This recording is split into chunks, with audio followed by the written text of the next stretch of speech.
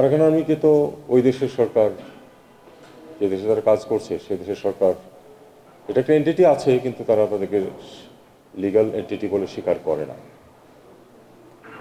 এখন আমাদের বিষয়টা হচ্ছে এরকম যে আমরা তো অফিসিয়ালি তাদের সাথে কমিউনিকেট অবশ্যই করি না, করতে পারিও না, কারণ নন স্টেট অ্যাক্টরের সাথে তো আমরা একটা স্টেট হিসাবে এটা আমরা করবো না। বিশেষ করে যেখানে মিয়ানমারের সাথেও তো আমরা তো সম্পর্ক ত্যাগ করিনি। এমন যদি হতো যে মিয়ানমারের সাথে আমরা সম্পর্ক ত্যাগ করেছি, অন্য একটা এন্টিটিকে নিতে যাচ্ছে, সেরকম না। কাজে আমাদেরকে এটা এই পয়েন্ট অফ ভিউ থেকে দেখতে হবে। সেটাই হয়তো হোম অ্যাডভাইজার বলেছেন, তার বাহিনী তো তাদের সাথে একটু সমস্যা আছে সবসময়। এটি একটি সমস্যা যেটা একদিনে শুরুও হয়নি, একদিনে শেষও হয়ে যাবে না। আপনারা জানেন যে যখন এটা প্রথম স্টেজ শুরু হয়েছিল, আমি একজন প্রাইভেট পার্সন হিসেবে বলেছিলাম যে সমস্যাটা যেভাবে চিন্তা করা হচ্ছে যে 2-4 মাস বা 1-2 বছরের মধ্যে সমাধান করে ফেলা হবে, আমার সামান্য ক্ষুদ্র জ্ঞান থেকে আমি বলেছিলাম যে এটা হবে না, এটা যে ধরন তাতে করে দীর্ঘ সময় লাগবে। আমি এখনও বিশ্বাস করি যে এটা অনেক সময় লাগবে, এর মধ্যে অনেক কিছু পরিবর্তন হবে এবং আমাদেরকে আলটিমেটলি আরও দীর্ঘ সময়ের প্রস্তুতি নিয়েই এগোতে হবে, যাতে করে এই সমস্যার আমরা সমাধান করতে পারি। সেই চেষ্টা চলতেছে, সেটা ডিটেলসে এই মুহূর্তে আমি আর এর চেয়ে বেশি কিছু বলতে চাই না।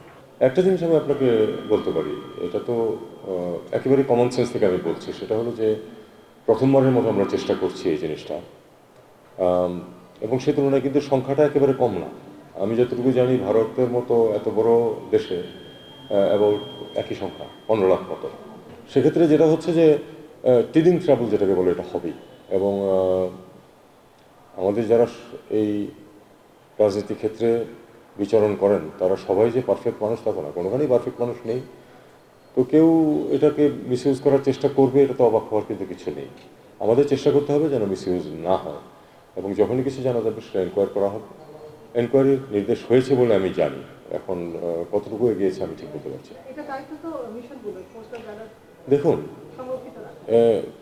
বিষয়টা এরকম, পোস্টাল ব্যালটটা তো মানুষের কাছে পৌঁছে যাবে এবং তারপরে সেখান থেকে তারা ভোট দিয়ে বাই পোস্ট পাঠাবে, কিন্তু মিশনের ভূমিকা যে খুব বেশি তা কিন্তু না। কাজেই আমাদেরকে এটা এই পয়েন্ট অফ ভিউ থেকে দেখতে হবে।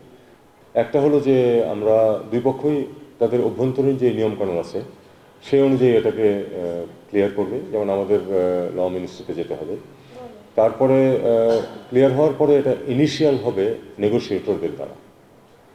এরপরেও কিন্তু ইন্টারনাল প্রসেস বেশ সময় লাগে, কারণ ক্যাবিনেটে যাবে। আমাদের এখানে হয়তো আমরা খুব তাড়াতাড়ি করে দিতে পারি, কিন্তু সবাই তো তা পারে না। নিজ নিজ ক্যাবিনেটে যাবে, অ্যাপ্রুভ হওয়ার পরে পররাষ্ট্রমন্ত্রীরা সই করবেন। সেটা আমি আশা করি যে আমার উত্তরাধিকারী যিনি হবেন তিনি খুব অল্প সময়ের মধ্যে করতে পারবেন, কারণ আমরা এর গ্রাউন্ড ওয়ার্কটা করে দিয়ে যাচ্ছি। এখানে পররাষ্ট্র মন্ত্রণালয়ের কাজ হচ্ছে ওদের রাষ্ট্রদূতকে ডেকে এ ব্যাপারে আপত্তি করা। বাকিটা গ্রাউন্ডে যারা আছেন তারা এক্স্যাক্টলি কী করছেন এই ঘন্টা বা একদিনের মধ্যে তথ্য আমার কাছে নেই। আপনারা জানেন যে এই বিষয়টা অনেকখানি ডিল করেন ডক্টর খলিল। তিনি আনফর্চুনেটলি এই মুহূর্তে দেশে নেই, আজকে ফিরে এসেছেন মনে হয় ইতিমধ্যে। হয়তো কালকে উনি হয়তো এই ব্যাপারে আরেকটু আপনাদেরকে তথ্য জানাতে পারবেন। আপনারা জানেন যে নির্বাচনের সময় অনাকাঙ্ক্ষিত পরিবেশ সৃষ্টির চেষ্টা হতে পারে।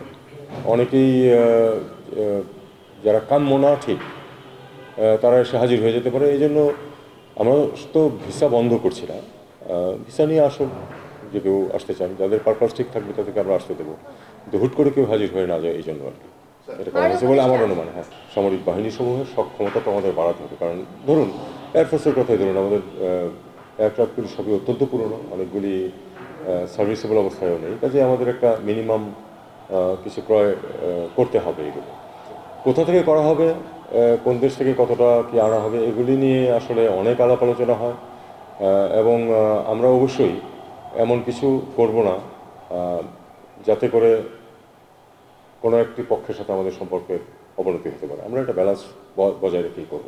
তবে মূল কথা হলো যে যে তিনটি শর্তের কথা বলা হয়েছে, যে কোনো অবস্থাতেই কিন্তু আমরা এই পরিবেশ সৃষ্টি না হলে যাব না, আমরা ওখানে লড়াই করতে যাব না। 1, 2, ওখানে আমরা কোনো এমন কোনো কর্তৃপক্ষ থাকবে যাদের সাথে আমাদের মানে যোগাযোগ করা বা কথাবার্তা বলাই সম্ভব না, সেক্ষেত্রে তো আমরা যাবো না। কাজে আমাদের শর্তগুলি যেগুলো, এগুলি মোটামুটি পরিষ্কার, কিন্তু এরপরে আমরা চিন্তা ভাবনা করবো, কিন্তু আসলে কোনো সিদ্ধান্ত তো এখনো হয়নি। দেখুন, বিষয়টা হলো যে বর্তমান সরকারের মেয়াদ শেষ দিকে চলে আসছে। সরকার কিন্তু থাকতেছে, মানে কিছু ব্যক্তি চলে যাবে, আরও কিছু ব্যক্তি এসে সেই স্থান নেবেন। এবং দেশের এনগেজমেন্ট, দেশের স্বার্থ কিন্তু মুহূর্তের মধ্যে পরিবর্তন হয়ে যায় না।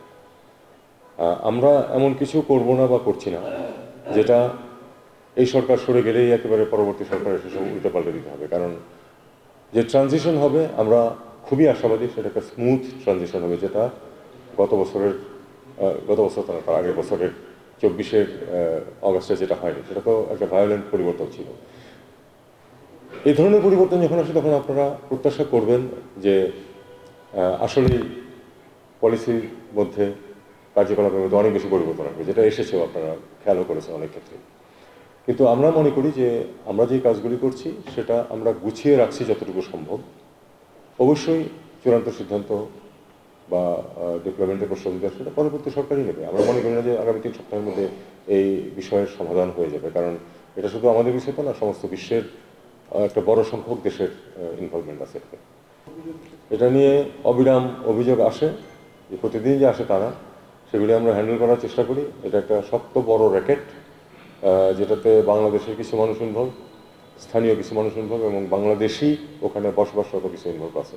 এটা শুধু সৌদি আরবের সমস্যা না, আমি সাউথ আফ্রিকায় ছিলাম, সাউথ আফ্রিকাতে একটা বড় সমস্যা ছিল এটা, এবং সেখানে পাকিস্তানি, বাংলাদেশি, স্থানীয় মিলে এক ধরনের র্যাকেট গড়ে উঠত। তো এটা হুট করে সমাধান হবে আমি মনে করি না। এটা মূলত সৌদি কর্তৃপক্ষেরই কাজ, তারা সেটা চেষ্টা করে দমন করার। আমরা যতটুকু যখন প্রয়োজন সহায়তা করবো, এটুকু নিশ্চিত বলা যায়। বাংলাদেশ এই পর্যন্ত কিন্তু কোনো জোটে ঢুকে নেই, অন্তত 1.5 বছরের মধ্যে আমি বলতে পারি যে আমরা কোনো জোটে ঢুকি নাই।